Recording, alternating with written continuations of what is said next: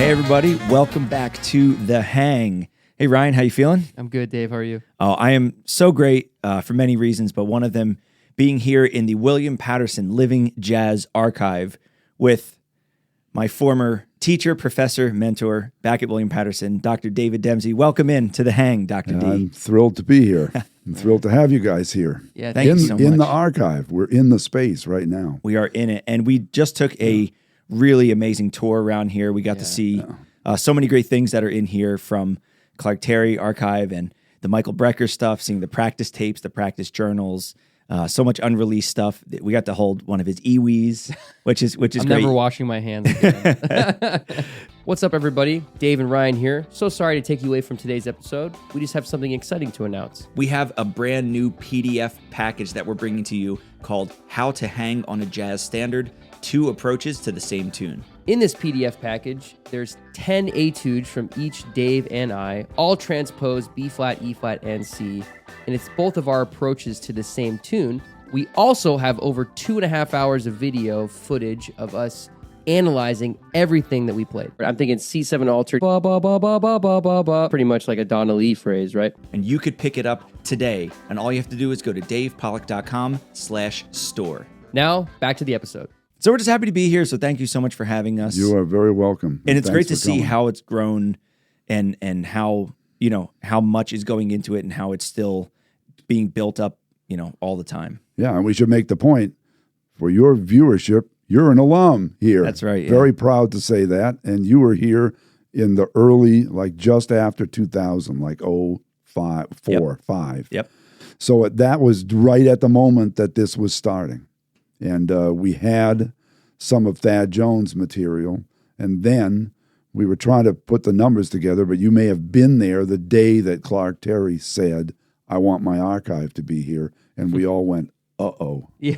Like, we got a really great problem, because right now, at that point, there were, 4 archival boxes of Thad Jones music, and suddenly we have Clark's horns, his entire big band library, awards, it was a truckload of stuff. So we went to the president and the then president, Arnie Speert, and he gave us this space in College Hall. And now the plan is that we're going to move to the library, which is a lot better way to do it, because then, what the upside of this is the air quality is fantastic. And the security is fantastic, because we're on the same floor with all the university's hardware, all the online, all that stuff. So it's pegged at a constant 70 degrees here, low humidity. But we want to move to the archive, because what the problem is here is access. Mm-hmm. We're sort of across the campus from the music building. Right. And then we'll be right there within sight. And that'll change everything. Yeah. Because the students, they use this as part of their classes. We have seminars here, but it's kind of part of the curriculum, we always, there was one day when one of the students was just leaving, he'd been here a couple hours, and all of a sudden he turns around and he goes, I feel like I've been studying with Clark Terry again here. And I was like, right. Professor Clark Terry will always be here. Professor Thad Jones. Thad was our founding director. Wow. He's back on the faculty now. That's Mike amazing. Brecker's on this faculty. You know what I mean? Yeah. They're teaching through all the work they did. And that's the whole point, is to make it a living thing, because for these students who are that much younger than you guys, none of them would have even heard Mike Brecker live. Right. Because he died in 2007, but he stopped playing really by late 2005. So you do those numbers, you would have had to have been late 30s. Even if you went in high school to hear a Mike Brecker show, you'd be 36 or 8. Yeah. Now. I never got to hear him live. My dad got to hear him. He saw him with the Headhunters, actually. With Herbie. Which he said was amazing. Herbie and Roy Hargrove, that one? No, it was before. Oh, because that's the new standards. Yeah, they did he said they did like a double bill. Yes. In Chicago somewhere. Mm-hmm. And, Mike just kind of said that one. I don't think he was ever on a record that was called New Headhunters or anything, but he would just like join up with them because he knew all that. And by the way, all that music's right here too. Great. All the stuff from Herbie. I have Dad's ticket that he There you had, go. Wow. but the music, that's incredible. Yeah. Wow. Yeah. So, Dave, you were right here at the start of this. And now look at what's happened. It's amazing. Yeah. It really It's amazing is. how it's now. It's just to give the list, we're talking about, you mentioned Mike Brecker and Thad Jones and Clark Terry, Art Farmer, James Williams, who was a director here and was really instrumental in bringing Clark's collection in, Jim McNeely, who's doing great and living in Maine and downsized and thank God gave us all of his stuff, Don Debesky, Lee Konitz, and saxophone-wise, you'll be interested to know that Al Regni, do you know that name? Wonderful. Oh, yeah. He was one of my mentors, retired to Richmond, Virginia. I was in the American Saxophone Quartet for 12 years with Al. And that's how I did all the Philharmonic and the Met Opera stuff was thank you, Al. And we have a lot of his music. Wow. Because he has just like file drawers full of stuff. So there's probably, those big pull-out files full of sax quartet stuff. A lot of it's original stuff. And so it was a big collection there too of Al's. And then we have some of the early memorabilia and tapes from the New York Sax Quartet from Ray Beckenstein. Wow. No relation to Jay Beckenstein, Spyro Gyra Jay Beckenstein. This is Ray Beckenstein, who was one of the first call studio Broadway sax players, Wow. And Al Regni was that too, except to that you would add that any New York Philharmonic record that has saxophone on it since Bernstein really was Al. So major force in this town for a long time. So it's a big collection now, and right now can't say it right here because it's still in the planning stages, but there's 3 more collections that are kind of on the verge of happening. That's Major what I was going to ask. The artists. fact that you're moving to the library, is it a bigger space so you have room to grow into it? Yeah, it's a bit bigger, but the way it's organized, there's more space. Cool. There's more room. Good. Wow. Yeah. That's awesome. And, one of the beautiful things is that through donors, there's a 1.5 million bequest donation that's sitting waiting for this archive that's going to take care of it. Wow. And so you figure out the annual interest off of that. There you go. There's a budget. Wow. There's been a lot of major donor activity here for the jazz program recently, which is huge, kind of thinking long game. Yeah. Thinking about things that will generate annual interest forever.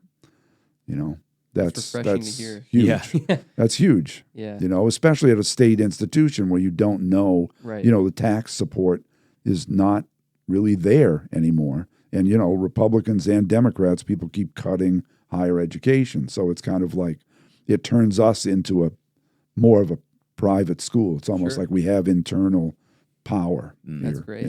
What I love about this, just the archive itself and the fact that you're curating it, is a lot of people, you have stuff here that no one else has. That's I think one of the big appeals too, is you can come and see Michael Brecker's mouthpiece and Clark Terry's horns and unreleased stuff. But even the stuff that is available, like you talk about Jim McNeely's record collection, James Weidman, this stuff is available. So somebody could say, well, why would I go to the archive when I could just Google it? And the answer is, well, Google good jazz album.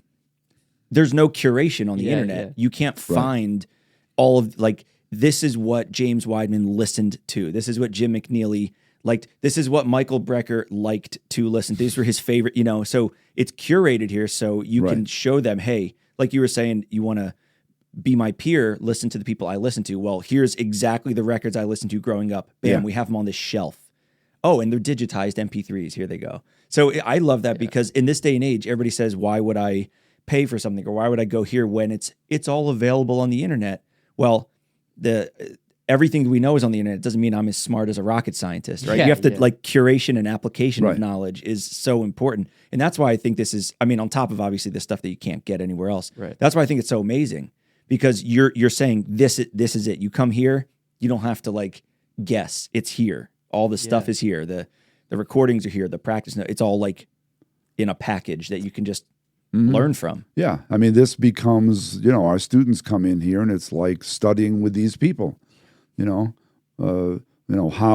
why did James Williams sound like James Williams? Those records. Yeah. Those go back to when he was 16 years old. Clark Terry had 2,000 records. We have about half of them here. So it's like, what did Clark Terry listen to? Why did he sound like guess. Clark Terry? There's no more guessing. Yeah. Right. You don't have to get a story passed down from 5 people. It's literally right there. Also, it's like, I think, thinking about like when you study this music and, you're on YouTube and all this stuff, sometimes it's easy to think about these musicians not as people. You know what I mean? It's like, oh my God, they're these guys, and they're mega. But to like see Michael Brecker's notebooks, his handwriting, his his EWI, his reads, like it becomes more of a human thing, and even maybe a little bit more relatable. Like, oh my God, he was writing down that. You know what I mean? Yeah. It's like really cool to see the process and to touch it and to look at it and just to see that it's there and his process. It just makes everything more, I guess, digestible in a way or relatable in a way. It's inspiring. Yeah, contrary to popular belief, he didn't just descend from the heavens and just start playing. He put in the work. There's 800 pages of work. Yes. That is here. The first time I was and just 2-sentence backstory. Mike Brecker and I both studied with Joe Allard. Yeah. So I started studying with Joe Allard. This dates me, but it was 77. I was right out of undergrad, and I was about to go to Juilliard, and Joe introduced me to Mike right then. Wow. So that was kind of right when the Brecker brothers were hitting, right when he was hitting. And that quote that you said, Dave, about don't listen to me, listen to people who I listen to, that's Mike. Yep. And when we did the notebooks, which, by the way, are published, I think it's just called Michael Brecker Practice Notebook, Share Music. 3 of the notebooks, we have 8 notebooks, as you were saying, 800 pages, but 3 of the notebooks are all transcribed solos. So it doesn't make sense, because by the time you engrave those solos and put them on finale, like Mike's transcription of Giant Steps is no different than anybody watching this podcast. So the point is, what I did was create like an appendix to that book that says, here's what Mike transcribed. Because that's the important thing, is to know what he transcribed. So that list is in there. And then here are the tunes. Back then, there weren't so many new real books. There weren't so many available things. So a lot of times, Chick tunes, Herbie tunes, Wayne Shorter tunes, these tunes were not out there, so they were transcribing them. And I made a list of, these are the tunes that Mike and his buddies probably at Indiana. And some of the notebooks actually go back. He was at the Berkeley summer program too. Studied with Joe Viola. Wow. Amazing. It's all kind of crazy. And like, what tunes did they transcribe? What were they doing? And it's more important for people to know what the tunes were than to say, oh, look, this is a printed version of Mike's transcription of Letha. Right. Which is now, I can go get that anyway online. Yeah. So it's what's in the practice notebooks is literally Mike's notes. And I remember the first time I was in Mike's apartment, I walk into his kind of like practice area, and there's Aebersold records all over the place. And I said, yeah, right. Like you're just basically pranking me because I'm a teacher. And he looks at me and he goes, no, I do these every day. And the one was the volume 3, the green one, 251. This is LPs, ladies and gentlemen. People used to watch these flat black discs. Recorded sound was on these. So, and it was the 251 thing. I don't know if you guys have ever worked with this one. And then there's volume 16, turnaround cycles in 2/5s, that kind of picks up where volume 3 leaves off. And he said, every time I get a new idea, I put this record on and I just work it out. Because it's like 2 dun, dun, to 5 dun, dun, to 1 dun, dun, twice, and then it goes up a 4th, I think. So it's everybody does the same stuff. It's just he was working at a level at that point that was terrifyingly high already, And just the fact that Mike would, I said this once already, but we should make the point now. Mike was one of the most giving, generous, beautiful people I've ever known, aside from the fact that he was a complete terrorizing giant on the tenor saxophone. Just an amazing guy who would just totally 100% give himself to whoever he was with. So yeah, being with him was like taking a lesson from the minute you joined him to the minute you parted company. Clark, too. Did you ever give Clark a ride anywhere? I didn't, no. Because like to be in a car with Clark was to take a lesson. Yeah. Like you were taking a doodle-tonguing lesson within 30 seconds. I'm starting the car and Clark's sitting next to me. He turns to me and he goes, and I would go, yeah, Clark. And he'd go, no, sing it. Like, come back. And we're like trading fours. I'm trying to drive out of the William Paterson parking lot and we're already, he was just a compulsive teacher. That's amazing. Wow. Yeah, the movie, we're all looking at it, but they can't see it. The documentary Keep On Keeping On. Oh, yeah. Is worthy. It's on Netflix. You can find it easy. And it's heavy. Yeah. Wow. Shout out Justin Coughlin. Yeah, Justin Coughlin, the great pianist who was here already. Justin and Stantuan, all those guys were here already. And then Clark came on the scene, and he kind of took all of them under his big wing, and they kind of became his band.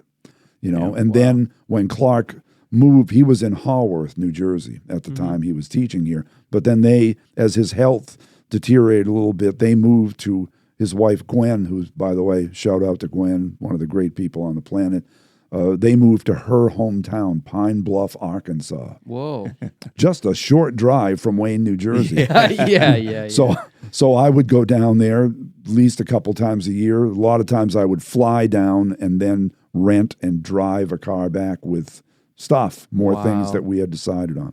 So again, another totally generous, beautiful human being, both Clark and Gwen. And each one of these archives is a story like that. You just meet totally extraordinary people. And even their families sometimes that spirit is there still.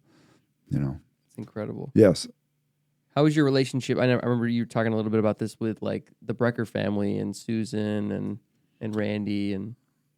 Well, great. It all, the Mike Brecker archive came through Randy. Yeah. Really. He was the one who said, we need to talk to Susan because this really is the kind of mission that she wants to have happen, where the stuff is stored here under the highest level of archival storage, but the stuff is on the music stands in the classrooms. Yeah. And that in a way is what makes this Living Jazz Archives at William Paterson different from most of the jazz collections, because most of the jazz collections in the country, in the world, kind of stand alone. Sure. And here, we have 18, 19, 20-year-old saxophonists walking through this door all the time just because they go to school here. Yeah. So it's a whole different function in that way. It's not, the stuff is not just used by researchers and authors. It's used by somebody going, like we were just, our freshman improv class, you remember this class? You probably did it with Rich DeRosa.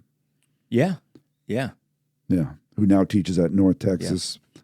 Shout out to Rich. And and now Pete McGinnis and I teach it together. Oh, great. And we were talking about the diminished scale yesterday. Cool. And one of the things we did was Pete brought in handouts of pages from Mike's books, like these are the diminished patterns, and this is how he worked on them. And the students are going, yeah, but who wrote this page? And, Pete goes, Mike wrote this page. This is his handwriting. And all the students are kind of going, because as you say, these people are gods. Yeah. But no, Mike is there with the Abersold record on, writing stuff out, going, it's going to take another 3 hours. I need to shed this. They're mortals, but then geniuses at the same time. Yeah. I want recordings of Mike playing with Abersold tracks. You know what I mean? If he ever did. I don't know. Well, some of these tapes, there's several tapes, and by the way, we should say there's like 800 and something, 900 cassette tapes back there. please, heaven send me an audio archivist to digitize these. We're accepting applications. Several of the tapes just say practice on there. And it's just shedding. It's just, and sometimes it's playing over changes, like blowing, just saxophone, it's like what we all do. Yeah. But it's Mike Brecker. Yeah. Some of the stuff is, we have, the Three Quartets record with Mike and Chick Corea, Eddie Gomez, Steve Gadd. It's rehearsals of that band. Whoa. And I figured, oh, great, we'll hear rehearsals of the Three Quartets. Yes, a little bit, and some of it isn't quite done yet, but mostly they were rehearsing other Chick tunes because they had to go play a full concert. Sure. And, of course, the Three Quartets last 25 minutes. Now what do we do? So they were practicing other stuff, Mike and Eddie Gomez trying to learn Chick tunes on the tape. It's very interesting. Hear Mike go, what? How does that? I can't remember how this measure goes. And Chick goes, like this. It's amazing. Wow. Yeah, and you see very mortal trying to learn tunes just like we're all learning tunes, except we're trying to learn Chick tunes off the record. He's learning them with Chick sitting there, And then they hit, and Chick goes, okay, it's Gadd. It's just the band sounds so powerful, and it's an important lesson that for those guys, there is no rehearsal speed. Right. It's like that's a gig right there. Yeah. Gadd just played with such power. And Mike, there was no, when he's warming up, one of the things I've tried to do here I'm very lucky to be this coordinator at William Paterson, is when we have a saxophonist here, I will always try to be there at that point before the concert where they're trying out reeds and just sitting there like we're sitting here now. Yeah. Except that's Mike Brecker going, yeah, how's your daughter? And how, and he'll go, eh. And then he'll put one on and just a second, and he'll just air it out for a second.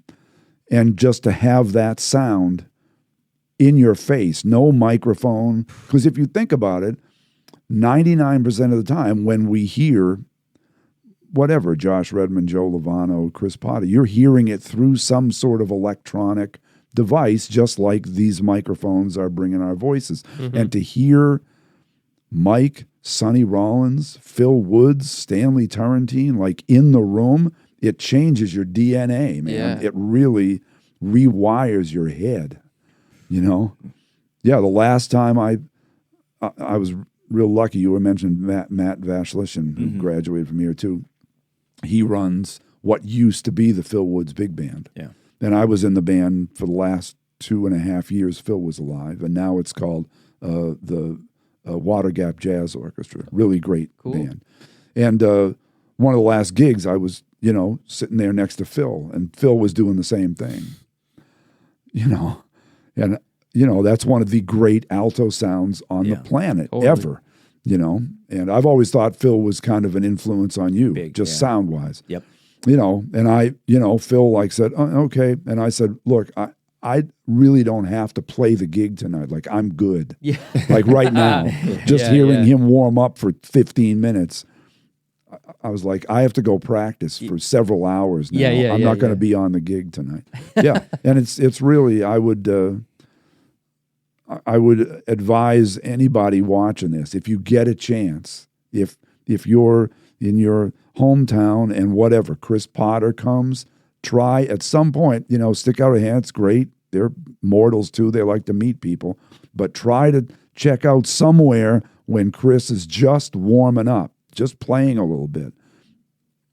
It's worth the whole gig, because 99% of the time, basically, our oral view of these people, we're a victim of the sound man. If that sound man likes a bright saxophone sound, we're back there going, wow, I didn't know Joe Lovano sounded like that. Well, he doesn't. Man. He doesn't. It's that sound man who's doing something. Yeah. So, that's a kind of a life mission for me. Like that. Yeah. Stanley Turrentine was like, oh, wow. Yeah. That was a real eye-opener. I'm sure. For me. You know, he was in the dressing room upstairs at Shea. We had him here mid-'90s. And he's back there, and I hear him start to play. I was out there, you know, whatever, managing everything. It was with the big band. And I just came in and sat down, and he goes, I know exactly what you're doing. And I said, you're damn right you do. Like, you don't even pay any attention. Yeah. And he started right in. He goes, my A fingering, like, check this out. And G, like, if you think basically concert C minor, pentatonic, but like Sugar, all those tunes, there's stuff. Just if you watch Stanley, he's not playing our fingerings. He's got other stuff happening. Pinky down. Wow. Yeah, and a lot of that. Well, I mean, a lot of that sound is because he's Stanley. Sure. But then there's other stuff. The high playing the fork F with the right hand down. Oh yeah. And you get that whoop thing. Yeah, Mike did that too. Oh yeah. You know. Yeah, and it's just it really. You know, once you get inside that sound, it, like I said, it's like a DNA alterer for me anyway. Changes your whole concept, you know. Yeah. Hey, for time's sake and stuff. Yeah. I do want to take a little left turn. Okay. Okay, and throw a curveball at you. Okay. So nice we've been baseball illusion. Good. Yeah. We could talk baseball. We can have a whole inside baseball thing that's too. the whole, oh man, yeah, my national anthem career. Well, actually, sort of. We've been talking about the archive and how you're that part of it. We haven't talked about you as a player because you are a great saxophonist. Thank you very much. Like really great for saying that. And we can even do a whole nother thing on that too. But we have something that we like to do here called gig horror stories, where if you can think of maybe a performance that you were playing where something went awry. Yeah. Well, there was a long period in my life when I was playing weddings. Yes. Yes. Okay, Everybody's worst. And I mean, everyone. A lot of that, you know, you realize you go in there and you have a vision with the people you know you're playing with of what's going to happen. And that is not what that family thinks is going to happen. Right. You know? Yeah. And so, like, there was one wedding at a location that I will not divulge where, you know, it was, you know, play 50, take a 10-minute break, 50. So we had played now an hour and 10, an hour and a quarter, and nobody was saying anything. And we were trying to find people. And so we finally just took a break, and the bride, like, physically threatened the band. I've never been threatened with a fist fight by a woman wearing a wedding gown before. Yeah, but we amazing. went. I mean, I think that perhaps some sort of substance was involved in that threat, and so we went and found her parents and said, you know, this reception is going to turn into a nightmare if you don't kind of cut this off, because she just had our band leader by the throat, basically. This guy was, you know, 1.5 feet taller than her, and she's like, "I'm gonna, you know, you keep playing," and we're all kind of like, what? Can we go to the bathroom for 5 minutes? Quick, you know. Yeah. Play so Skunk I mean, Funk now. yeah. You want us to play? Yeah. So many situations like that. That's where awesome. The audience, and also, of course, on those reception type things where you're in there with a band of really great jazz musicians, and you come into sort of the end of the third set or the beginning of the last set, and somebody requests a Beatles tune. If you play that tune, the jazz portion of your evening is over. You're a rock band for the rest of the gig. Sure. So I've had that happen many times. And I mean, my rock repertoire is okay, but when and by the way, there's no singer. You know, like I'm It. Oh, wow. Oh, There's man. no singer. It was an instrumental quartet. Wow. Or quintet, you know, with me and a trombone, which of course was one of the great rock instruments of all time. So, you know, absolutely. the trombone player, and I are going, this could be a problem. Yeah. You're on what tenor? do you know? Were you on tenor? What do I know? Yeah, tenor and soprano. But, you know, like, what do you know? What do I know? We have, like, these people are going to kill us if we don't keep playing, you know, like Blue Suede Shoes, like anything, find it. And it's got to be dance tunes. It can't be like, okay, we're going to play an Eagles tune, because they're just going to sit there and stare at it. Yeah. And of course, the pianist is going, you know, he's like, do you have lead sheets? How about no? Yeah. Would no be okay? So yeah, many times over that's that. great. And I mean stuff, I played, and they still call back. Regimes change, but 20 years with the Philharmonic and the Met. And wow.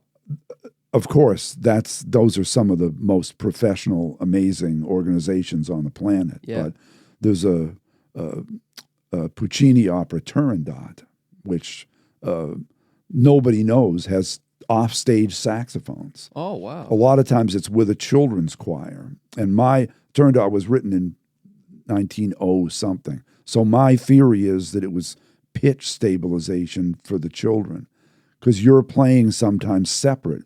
Like something will happen on stage, and the children will go, da, da, da, da. I can't believe I'm not going to sing anymore. You can relax.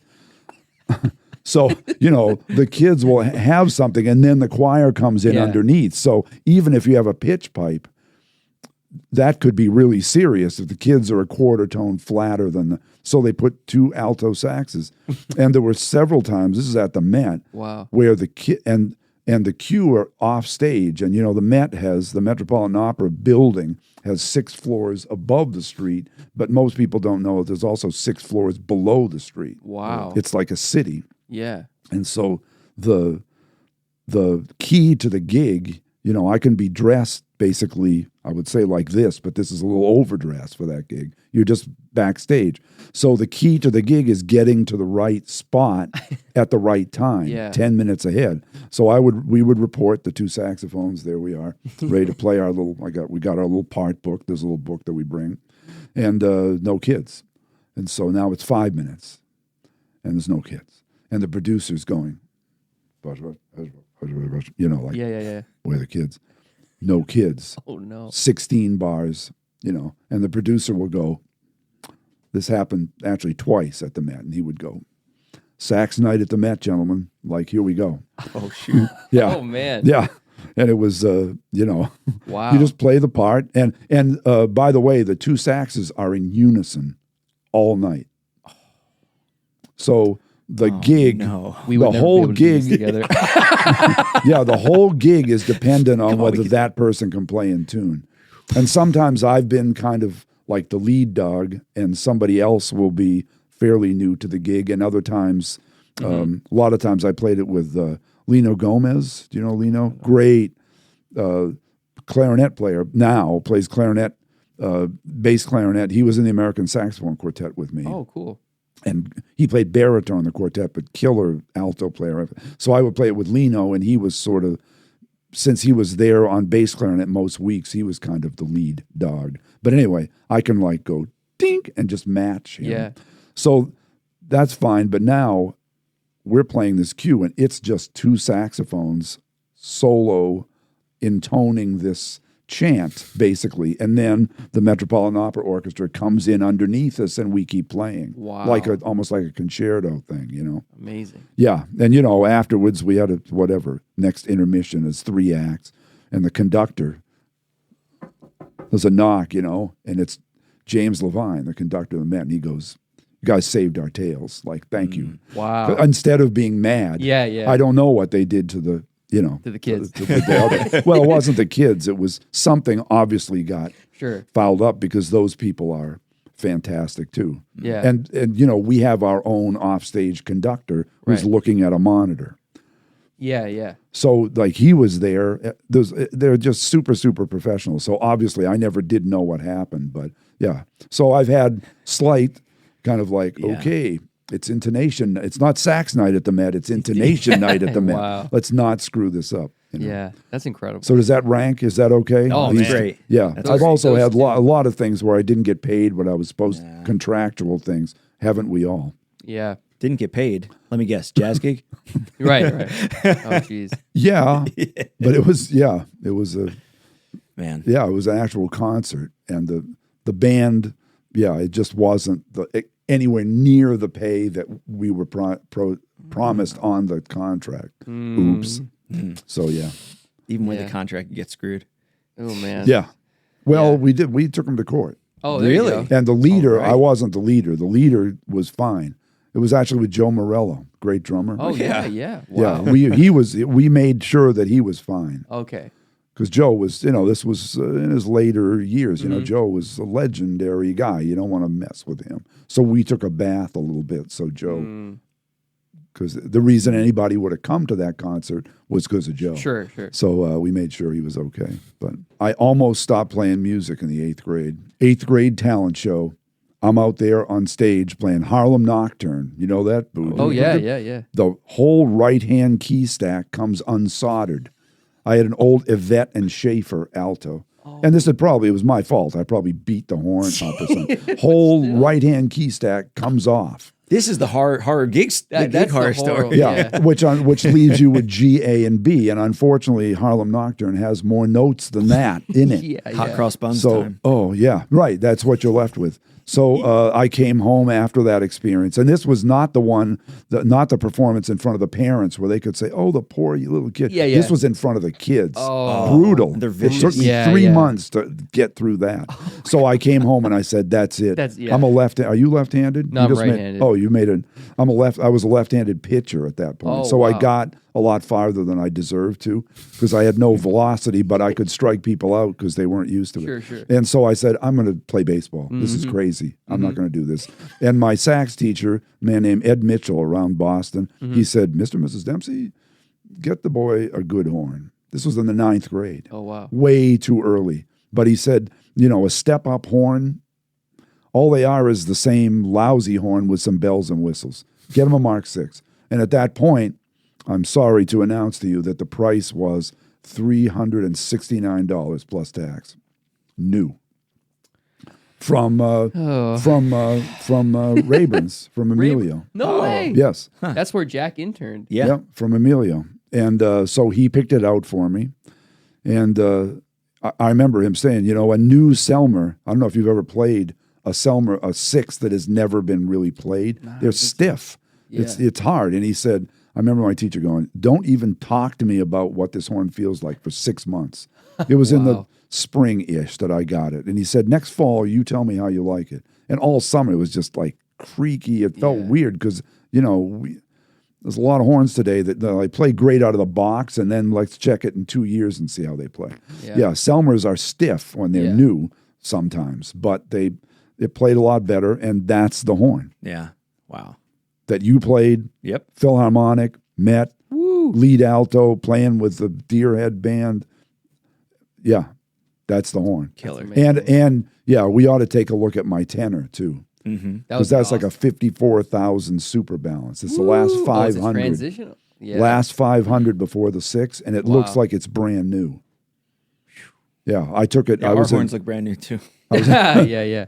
Except for the stickers. Yeah. Oh, God. I was in Paris with it, and Jerome Selmer goes, that looks better than ours in the museum. Give me that. I'll give you any horn we have. I said, no. Yeah. Good decision. Yeah, it really plays great. And the amazing thing is that Joe Allard picked it out for this guy that sold it to me. Wow. So it's kind of like there's an And Allard that value. connection.